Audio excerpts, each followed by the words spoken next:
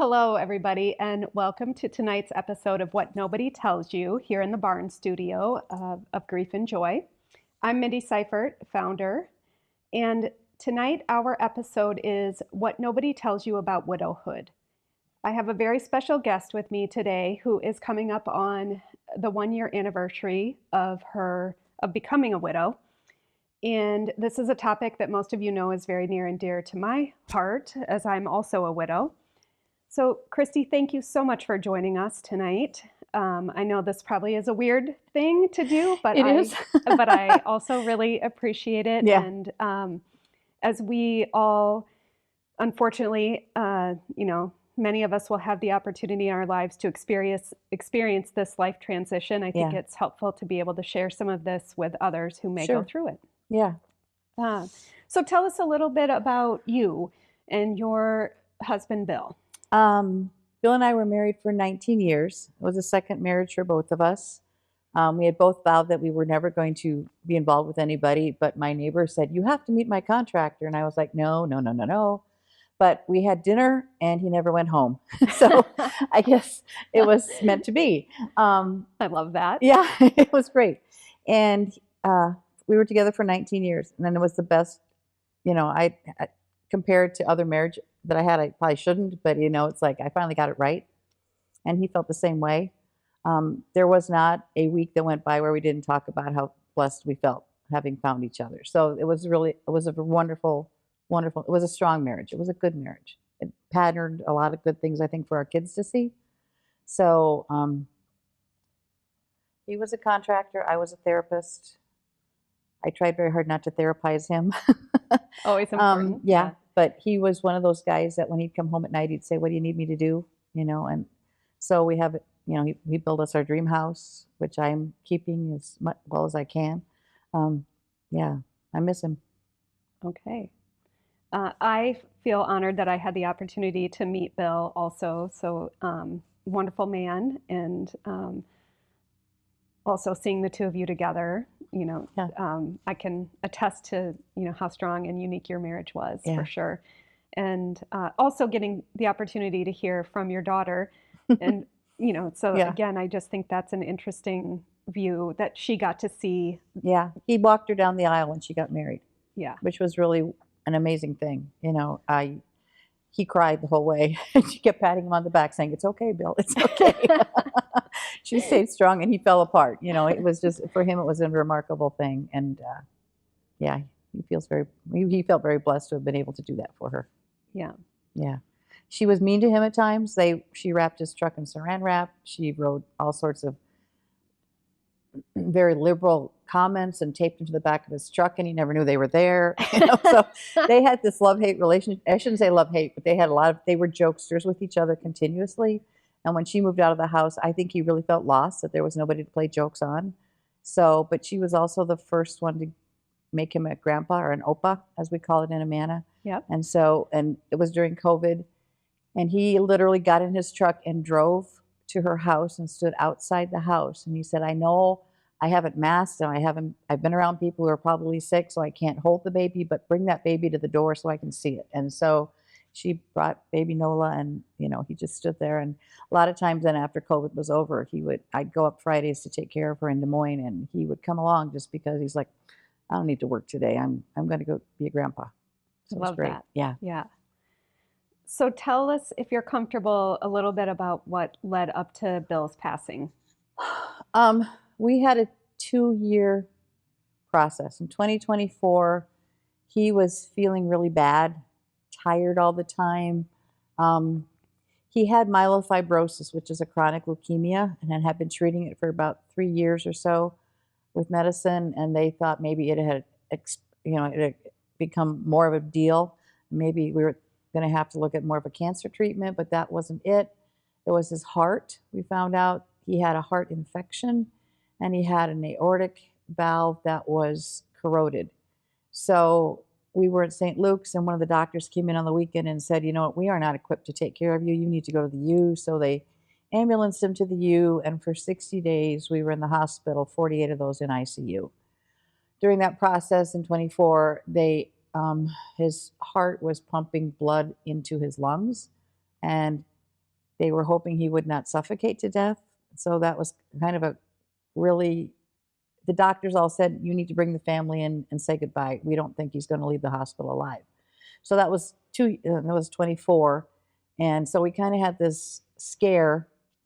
But after everybody came to the hospital and they all stood around him and kind of, we made jokes and we talked and we laughed and we talked to him while he was unconscious, he pulled through. They did the surgery and he went from 260 pounds of being very tired and really just kind of a slug to being a man of 190 pounds, biking 15 miles a day, feeling really amazing. Wow. So that went from, he came out of the hospital in October of 24. And in April, we had a big celebration, a party that with his medical staff, the doctors from the U came and all of his family came from all over the country. And we celebrated his health. And it was remarkable. In July, we took the family on vacation. The first time we took all 5 kids with us someplace, and we had a wonderful weekend. It was over the 4th of July, so it was just a year ago. And he went go-karting and did all sorts of things that he had not been able to do for a long time. He just had such a great time. We walked on the beach at Sable Rock Lake and just really enjoyed being a family, truly a healthy, all-together family. A week later, we came home, and he was tired again, like exhausted, tired. And we were like, this is a little strange. So we went back to his oncologist, who said, well, your platelets are off again. Maybe your myelofibrosis is back, because after his surgery, it was gone. They went to check his blood counts and everything was normal. So they thought maybe he's in complete remission, everything's cool. But they gave him platelets and they gave him an iron infusion. And it ended up that every 3 days we'd have to go have that done. And they were like, something's going on. And they didn't know what it was. It ended up being that his myelofibrosis had come back now and was a full-blown leukemia, which meant that if they could get him strong enough, they would do a bone marrow transplant. And they had a donor, and everything was kind of set. So during all of July, we were doing transfusions every other day of platelets and then iron. And he would come home, feel really good for about 4 hours, and then he would get really tired again. And he was retiring anyway, so that worked out fine. He was a partner of a construction company in Kelowna. His partner was like, just take care of yourself. Just take care of yourself. So I was taking time off from work and just driving him in for infusions. And then on a Friday morning, he had an infusion on Thursday, August 14th. August 15th, I said, I got to take the car in to be serviced. When I come back, we'll go for a drive, go out for lunch, whatever you feel like doing. He goes, great. When I left the garage after the car was serviced, I got a phone call from him. He said, well, I did something dumb. I'm laying on the floor. I can't feel my legs. My head's cut open. I've thrown up. I don't know what time it is, but this is Friday, right? And I'm like, what do you mean? He said, oh, well, I went to get ice cream because I took a little walk and I hit my head and I don't know anything more. Like, I'm going to call an ambulance. So I did. And I called my neighbor, who went over and stayed with him while the ambulance got there. And I met the ambulance end at the university. And they were like, yeah, he's got a concussion for sure, but more worried about maybe he has a brain bleed. So we're going to keep him overnight. Okay. He was fine. He was chatty. He was talking. The last thing he said to me, though, before he told me he loved me, was he goes, I think you should call the kids and just tell them to come home.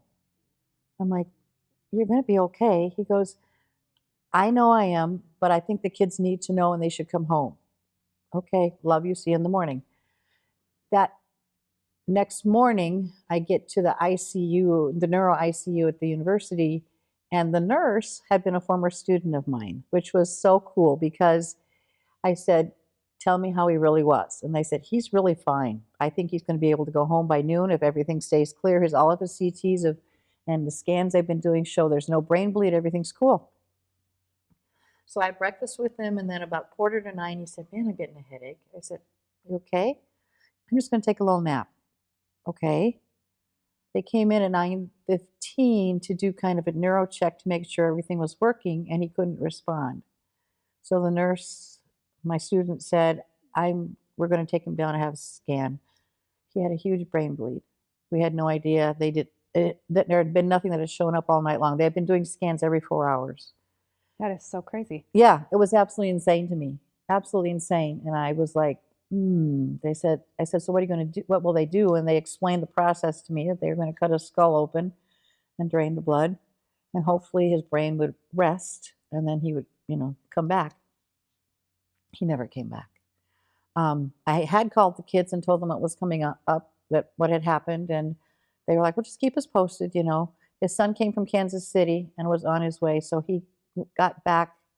He was there when they brought him back from surgery, and of course his head's all wrapped up, and he's got, he looked rough. He looked like he had been in a fight. His whole right side was falling. Yeah. I mean, he had fallen, and then of course the bleed and everything kind of like rushed into his face, and he looked like he had been knocked out, like in a prize fight kind of thing. So they just kept checking him. He would respond. His left side was not responsive. His right side was sort of responsive, but his arm would kind of like every so often just kind of flop around. And I'm like, this is just really odd. But the head resident, the one who had done the surgery, was like, he just needs to rest. We just need to give him 24 hours to rest. You'll see there will be a big difference by tomorrow. The swelling will have, the brain will have started to respond. Okay. We just kind of sat with them through the night. I went home about 10:30. I had just gotten home and the hospital called. They said, there's another bleed. We've got to go back in. It's a matter of life and death. You have to sign. Give me, consent. Do I need to come? No, he'll probably not be any different than he was when you left, but we need to do the surgery. Okay. I gave consent, didn't sleep much, went back to the hospital about 5 the next morning. And he looked worse as far as bruising. And now his right arm would not stop spinning. And there was very little anything in his head. Nothing was there. So his daughter, who lives in Iowa City, and his son and I had a conversation. And we said, he's not there. This is not Dad. I'm like, you're right. So That's we such kind a hard. Yeah, it was a hard conversation to have, but they had watched, they saw him, and they saw the nurses trying to get him to respond. It wasn't him. And the best thing that the surgeon, the head of the department, neurology, came through to talk with me. And he said, sometimes we try to do as much as we can for patients, but sometimes we end up doing more to them than for them. So I understand if you say you've done enough for him, stop doing things to him, and we will let you say what you need to say and say goodbye. And whenever you're ready, we can put you take you to the palliative floor or whatever, for your opportunity. So I called my daughter, and the one that's in Kansas, and I called my son in Chicago, and I said, hey, you guys need to come say goodbye. There's nothing more that we can do. It could be a little bit of a process, but the sooner you can come, the better. So they kept him on life support till Monday when the kids all got there. And they all had a chance to sit with him by themselves. His heart doctor and the entire team that had done his heart surgery and a couple of the nurses came down to say goodbye. I love how they embraced him and really rallied around him. The interesting part is the day that he passed away was the day he was supposed to have his interview to be a volunteer at the hospital. They had agreed that he could come back as he had passed all the tests to be a volunteer, and he was going to go back and work on the cardiac floor and just, I think, give the nurses more trouble than anything, but that was his goal, was to get back and be able to say thank you. So we said goodbye. And about 3:30 that afternoon, they took everything off of him. And by 3:45, he was gone. Yeah. So that is quite 2 years, really. I mean, it seemed like it, yeah. Yes, because, you were in a fight for a while, then things got better, then... Remarkably better, yeah. And then back to kind of in a fight again So now thinking back to those, the very first couple of weeks, right? Do you remember anything? Were you in a fog? How were you feeling? I was not in a fog yet. I was, though, in rabbit mode from Winnie the Pooh. I was like, we have to do this and this and this and this.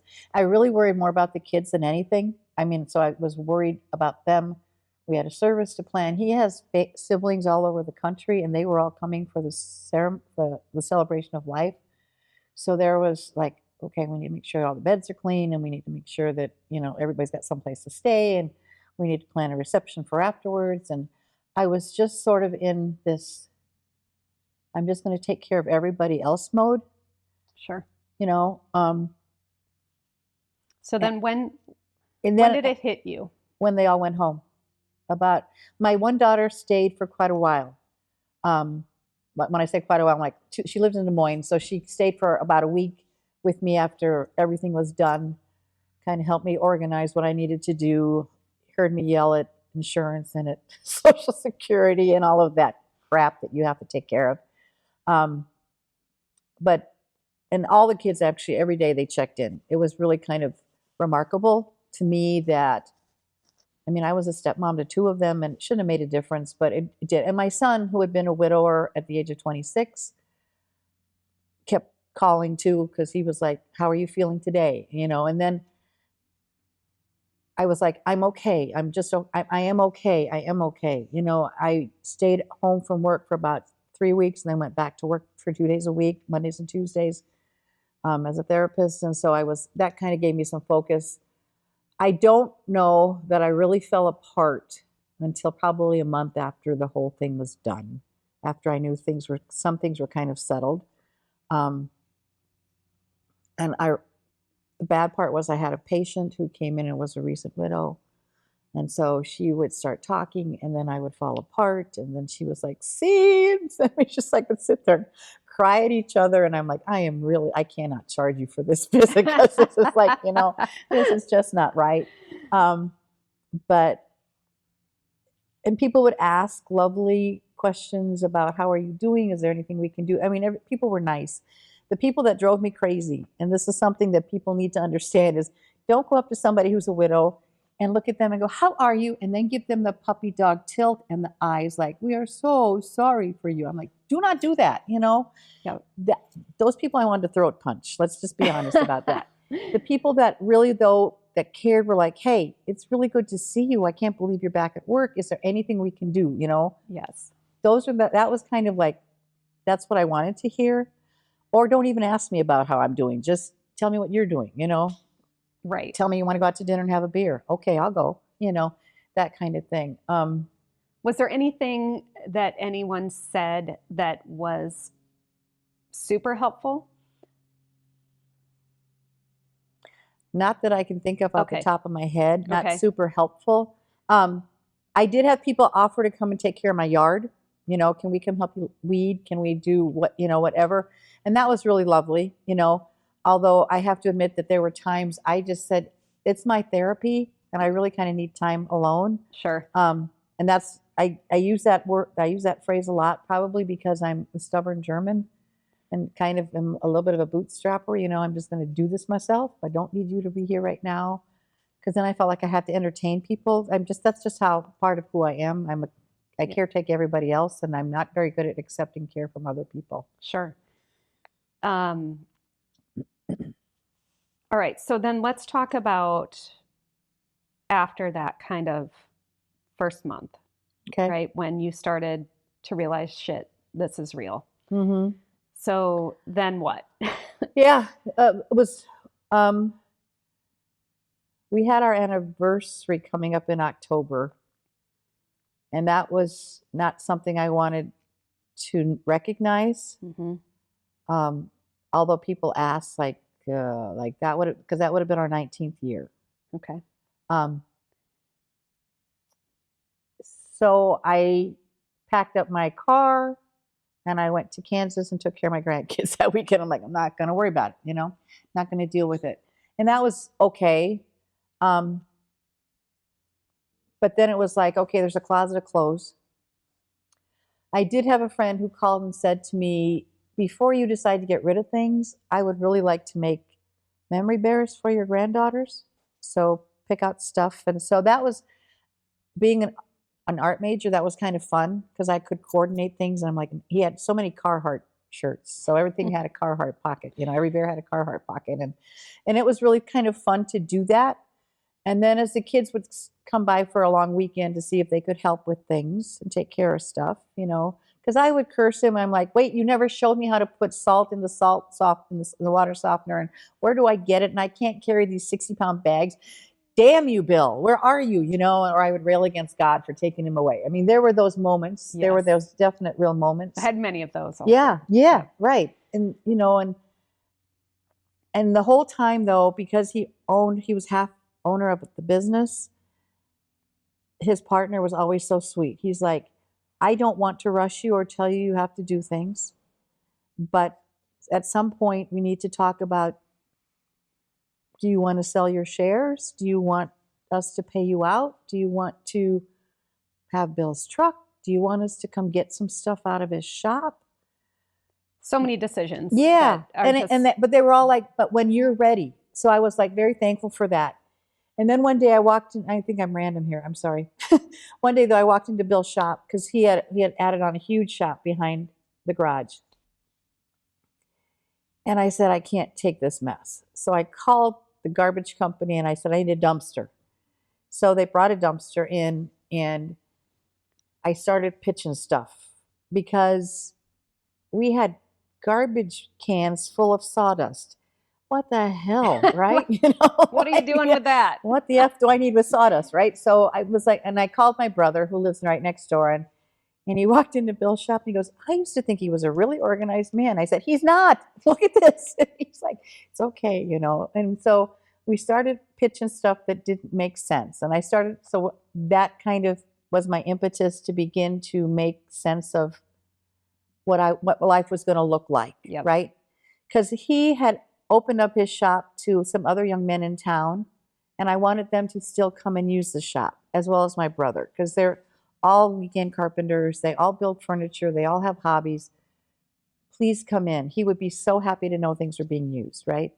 And then I kind of, after the shop got cleaned up, then I could kind of tackle the basement. And then I kind of tackled his closet. And slowly I kind of put things in order. New order. I mean, people kept saying it's just going to be a new kind of, not new life so much, but in a way a new life, a new way to do things. He was not an organized person, and he was random, and he was fun, and he was kind of a slob, and it was okay when it was him. Yeah. But I'm like, okay, now when you got to enjoy the good parts too. But then when it was just the one of the hardest things was coming home on Monday and Tuesday nights, because I worked from 8 in the morning till 8 at night, and I would come home at night. And when he was alive, we had a 25-pound cat named Cheese. And Cheese loved Bill, and Bill loved Cheese. He would never admit it, but they were always like on the couch watching baseball or football or whatever sport was on. They would be spooning each other on the couch when I got home. That didn't happen, of course, after he was gone. The cat was lost. Right. And I did not like to come home at night. So I kind of changed my night routine a little bit. I'd come home and I would take a walk before I would go in the house. Or I would sit out on the porch.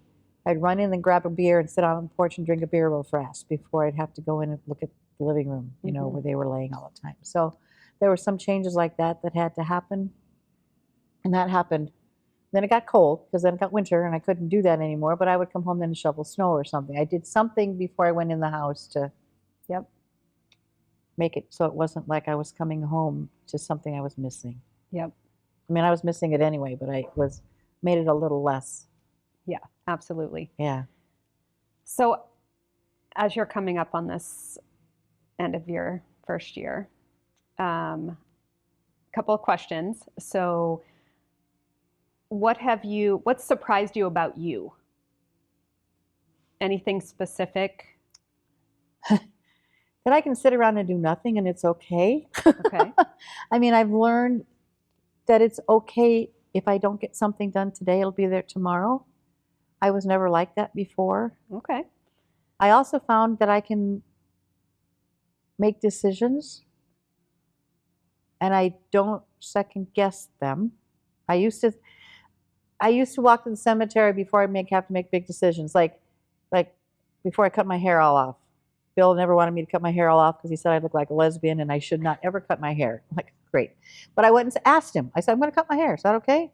Before I had the basement floor dug down 18 inches and some new cement poured, I went and said, I'm going to do that. Is that okay with you? I just went and bought a brand new piano. Didn't ask him. I just, I'm going to go buy a new refrigerator tomorrow. I'm not going to ask him. These are weird decisions, and it sounds kind of petty, but I don't feel like I need his permission anymore. Right. I'm smart enough to do these things. I think part of that comes from the fact too that between our tax man and our attorney and his business partner and signing all the papers and saying goodbye and being paid out for all the stuff that I didn't want money for in the first place, I'd rather have him. Mm-hmm. I've learned that I make good decisions anyway. I'm okay. Yeah. I don't have to rely on him.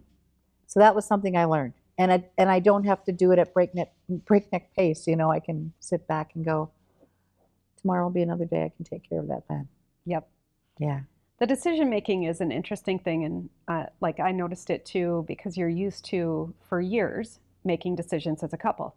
Mm-hmm. And then suddenly every decision is your own and mm-hmm. you have no one to discuss anything with. And so it is just an interesting dynamic that happens. Yeah. Yeah. As you know, my company is called Grief and Joy. And I think I've shared with you a little bit about where that name came from. But so have you recognized, or do you resonate with that concept that that now after losing Bill, that your life is a combination of grief and joy that you... Definitely. Okay. Definitely. There's been a couple moments, of course they involve friends and alcohol, but where I actually laughed to a point where my face hurt the next day. I haven't had a lot of those days like that, but they've been good. This last weekend, was the Yoder family reunion, so all of his siblings were back. It's the first time since the funeral. And it was a reunion time, and it was bittersweet for me. I could not stick around for all of the weekend activities. The slideshow was too hard. There were just some things that I just was like not ready to face. And then Sunday night, we celebrated his oldest brother's anniversary, 60 years. And we had a dinner at a really nice restaurant in Iowa City, and we're all sitting there. And I looked around the table, and I was so happy to be part of that family. Yeah. Really, really happy. But then I thought, I'm never going to have 60 years. They probably all will. But I lost my tail. And that was hard. But yet, they celebrated so well and told such fun stories and laughed, and we had such a good time. So there was grief and joy within that 2-hour period right there. And I was like, yeah, this is really what most of life is going to be like. It's so weird, but like that's the only way I can describe it. And like that story it hits it. I mean, it's just so much that way. Yeah. Is there anything that gives you, even though how hard this first year has been, right? Yeah. Is there anything that gives you hope, or that, you can, like sometimes when you're first in this, I think we all question, am I even going to make it? Yeah. Yeah. Because it's so overwhelming. Yeah. Yeah. Yes. It's funny that you asked that. 'Cause I don't know if I should say this or not. The last 2 weeks, I have met people, gentlemen. Okay. One asked me to dinner, and I had to turn him down because I was like, no, can't, no. But then I had a gentleman show up at my house who was not there for anything romantic or anything like that. They just were coming to do some work, and I was like, that's nice. I mean, I said that to myself as he's walking away, right? So it's those funny things like, okay, maybe I'm not entirely dead on the inside. Yeah. Or maybe there is something that's, I have an incredible faith, and I believe there's a purpose and a reason that I am where I'm at 69 years of age, with a crazy dog in a huge house and a big yard and 5 amazing kids, right? There's things to do. There will be a future. There is something coming. Yeah. Yes. And I have been able to embrace that whole feeling a whole lot more now than I did 6 months ago, for sure. And it's like, yeah, there's things I want to do. And after I retire in September, thank you to your first little program, I'm on track to do that just fine. And there's things I want to do, and for the first time, I'm really making plans about that. So yeah, hope is there. There's definite hope. There's definite joy ahead. Good. Yeah. I'm so glad to hear that, because that first year is heavy, and there is no, sugarcoating that. No, I know. I remember calling you or texting you one night crying about, "Ooh, the house is empty and I can't take it." And there's still those moments. There are. Especially when the granddaughters are over and they leave, and all of a sudden there's this eerie quiet. Like, I don't like that. I don't like that at all. So I turn the stereo way up, or I, start making noise of some sort. All right. Okay, we're going to get into a little bit of advice now. Okay. So if someone is watching who just recently lost their spouse or significant other, what is one thing that you would want them to know?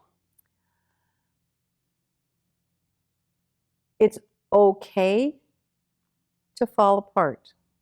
It's okay to have those feelings of grief. And it's okay to call people and say, I need just somebody to talk to right now. That was the hardest thing for me, to reach out to people and say, I'm hurting right now. I just need some conversation. I don't want to talk about Bill. Tell me about this. To be able to reach out and do that. Like normalcy. Sometimes I think we crave normalcy, because what's happening here is so and that's good. I mean, it's a good thing to do. And that took me a long time to figure out. I kept thinking, this is my grief. I can't burden other people. Well, that's bullshit. You've got to take the time to reach out and say, Tucker, it's okay to reach out and say, you know what, can we just go walk through Target? Can we just go for a drive and listen to crazy music and sing at the top of our lungs? Reach out to people who you used to have fun with, or you can have fun with, and do something with them, because they will be appreciative of the fact to know that you are craving some normalcy. Yes. Yeah. Yeah. Okay, so then a couple more questions. Mm-hmm. So I'm going to read a sentence and you fill in the blank here. Oh, okay. Okay, so the thing I missed most is?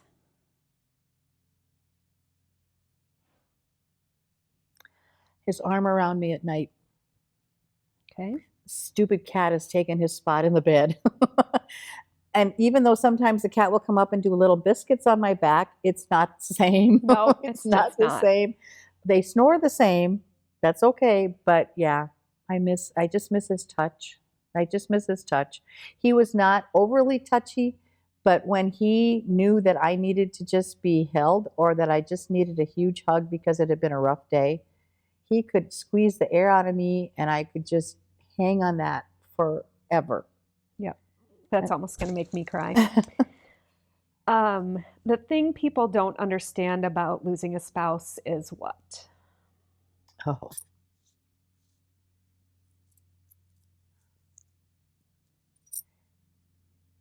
That you don't just get over it. You don't forget, even if someone else comes into your life, that person was still made footprints on your heart, and that isn't going to go away. Ever. Ever. And there's no right or wrong way to grieve. That's the other thing people need to understand. There is no Elizabeth Kubler-Ross and her 5 stages. There might be stages, but they don't go in any order, and you don't have to hit all the stages. Yeah. There's nothing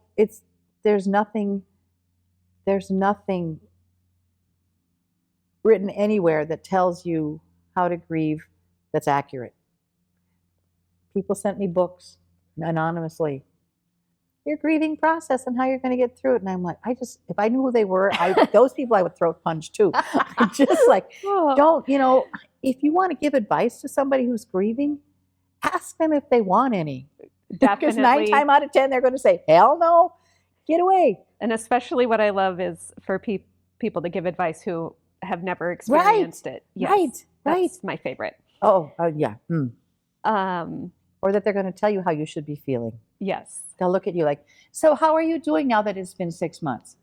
With that puppy dog eye? Yes. I'm sure you're feeling like, you don't know, bitch. Stop it. Sorry. Swearing is we're all in Yeah. favor of. Yeah. Okay, if you had to tell yourself something, looking back on this last year, right, knowing now what you know, what would you tell yourself in that first month that you've maybe learned or figured out? After, I think I would have spent more time with my kids in their feelings rather than just making sure they were okay. I would say, how you doing? And they're like, how you doing? Well, I'm checking in on you. And they would like, you know, I don't think we were always real with each other because I think we just kind of didn't want to make each other upset. But that was the one thing my son did for me. He sent me some journal entries. I mean, I think he spent his first year after Lex died probably drunk most of the time.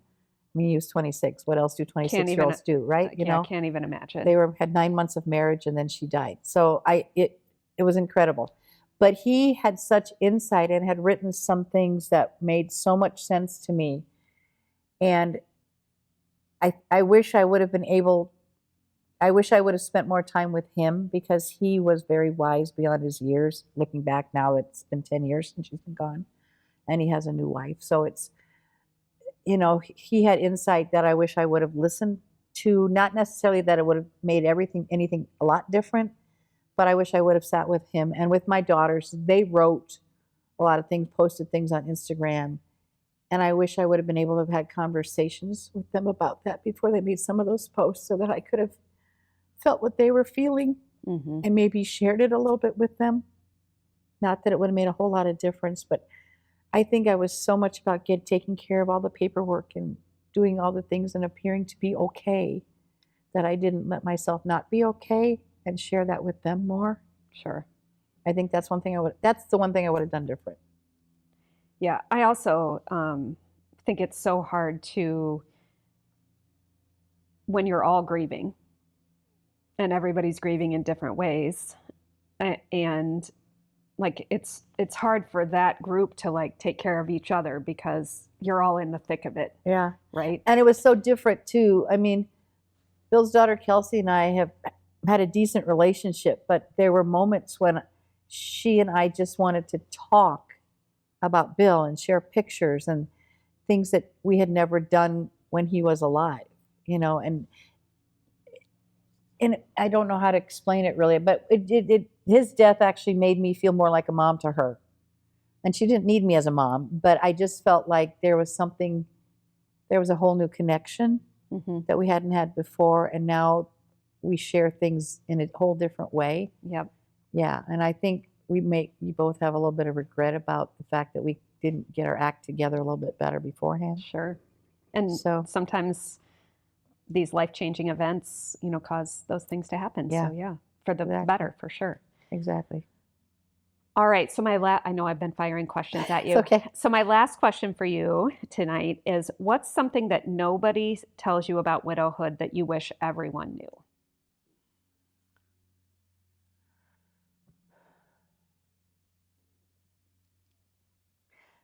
I don't know if I can answer that question.